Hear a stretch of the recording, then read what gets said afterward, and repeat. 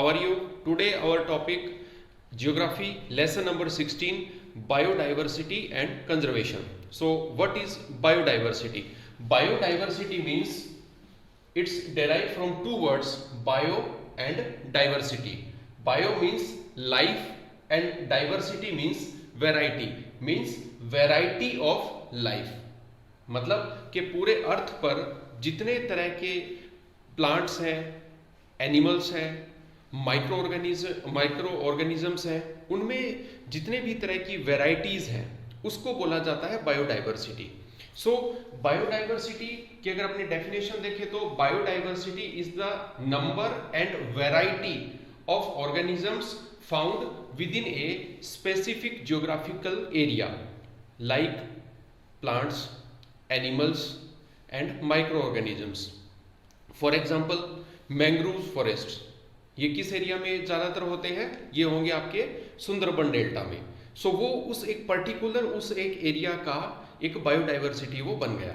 तो अब क्वेश्चन आता है कि वाई, कि बायोडाइवर्सिटी अलग अलग या इनमें लाइफ में डाइवर्सिटी है ही क्यों, या बायोडाइवर्सिटी क्यों है? ऐसा क्यों नहीं है कि पूरी अर्थ के ऊपर सेम तरह के फॉरेस्ट हो, सेम तरह की लाइफ हो, सेम तरह के ऑर्गेनिजम्स हो? ऐसा क्यों होता है? सो ये डिपेंड किस पे करता है? ये डिपेंड करता है सनलाइट के ऊपर और वाटर के ऊपर और सॉइल के ऊपर, कि वहां की सॉइल कैसी है.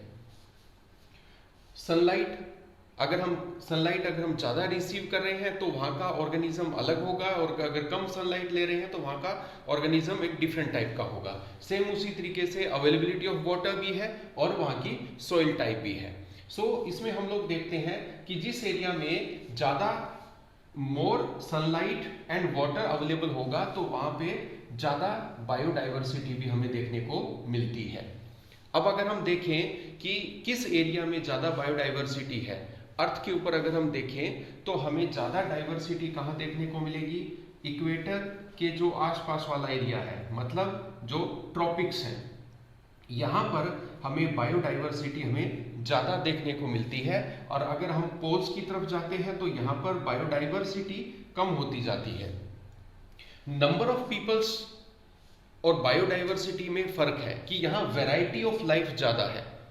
नंबर ऑफ पीपल्स या नंबर ऑफ प्लांट्स हो सकता है इस एरिया में ज़्यादा हो, बट बायोडाइवर्सिटी इस एरिया में ज़्यादा होगी. कारण क्या है कि इसी एरिया में ही हम सबसे ज़्यादा रेनफॉल रिसीव करते हैं, सबसे ज़्यादा हम लोग इसी एरिया में हम लोग जो है वो सनलाइट में हम लोग रिसीव करते हैं. तो ये हो जाता है. नेक्स्ट है कि biodiversity as we have today is the result of 2.5 to 3.5 billion years of evolution. Means 2.5 से लेके 2.5 से 3.5 बिलियन ईयर्स लगे हैं इस बायोडाइवर्सिटी को डेवलप होने के लिए. और यहाँ अगर हम ग्लोबली देखें तो 2 to 100 बिलियंस टाइप के वेराइटीज अर्थ सरफेस के ऊपर में अवेलेबल है. यहाँ इतने तरह की वैरायटी जो है वो यहाँ पे है, लेकिन इनमें से 99% जो वैरायटी है वो आज की डेट में खत्म हो गई है, एक्सटिंक्ट हो गई है. जब से ह्यूमन बीइंग आया है, ह्यूमन बीइंग के आने के पहले बायोडाइवर्सिटी ज़्यादा थी या ह्यूमन बीइंग के आने के बाद में बायोडाइवर्सिटी ज़्यादा है? थोड़ा सा सोच के देखें. क्या ह्यूमन बीइंग के आने के पहले बायोडाइवर्सिटी ज़्यादा थी या ह्यूमन बीइंग के आने के बाद में बायोडाइवर्सिटी ज़्यादा है? तो ह्यूमन बीइंग के आने के पहले बायोडाइवर्सिटी ज़्यादा थी. ह्यूमन बीइंग के ऐसा नहीं है कि आने के बाद में अपने आप खत्म हो गई, नहीं. ह्यूमन बीइंग ने अपनी एक्टिविटीज़ के लिए, अपने काम के लिए, अपने बिजनेस के लिए, अपने आप को जिंदा रखने के लिए उन्होंने क्या किया? उस डाइवर्सिटी को धीरे धीरे करके कंजप्शन करना स्टार्ट कर दिया. कैसे? फर्स्ट ऑफ ऑल उन्होंने फॉरेस्ट एरिया को क्लीन करना स्टार्ट कर दिया, क्योंकि उन्हें एग्रीकल्चर के लिए लैंड चाहिए थी, शेल्टर के लिए लैंड चाहिए थी. तो लाइफ जो थी वो फॉरेस्ट वाली लाइफ जो थी, वहाँ का फ्लोरा, वहाँ का फ्यूना, वो धीरे धीरे करके डिस्ट्रॉय होना स्टार्ट हो गया. और नेक्स्ट क्या था? हंटिंग. तो आप देखें कि धीरे धीरे करके टाइम में वो जो चीज़ें थी वो कम होती गई और बायोडाइवर्सिटी ह्यूमन बीइंग के आने के बाद में इनकी जो वैरायटी है वो खत्म होगी, लगभग 99% जो वैरायटी है अब तक वो खत्म हो चुकी है।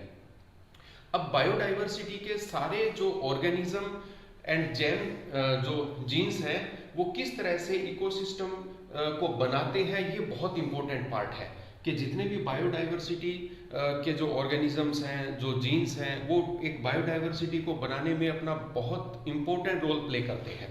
इंपॉर्टेंट रोल प्ले करते हैं मतलब किस तरीके से कि एक स्पीसीज और दूसरे स्पीसीज के साथ में, एक इकोसिस्टम और दूसरे इकोसिस्टम के साथ में इनका एक जो रिलेशन है वो बहुत बड़ा है। नेक्स्ट, बायोडाइवर्सिटी जो है वो किसी भी एरिया की लिविंग एसेट है, लिविंग वेल्थ है, क्योंकि सारे के सारी चीजें जो हमने डिस्कशन की, प्लांट्स हो मतलब फ्लोरा और fauna, both are living things.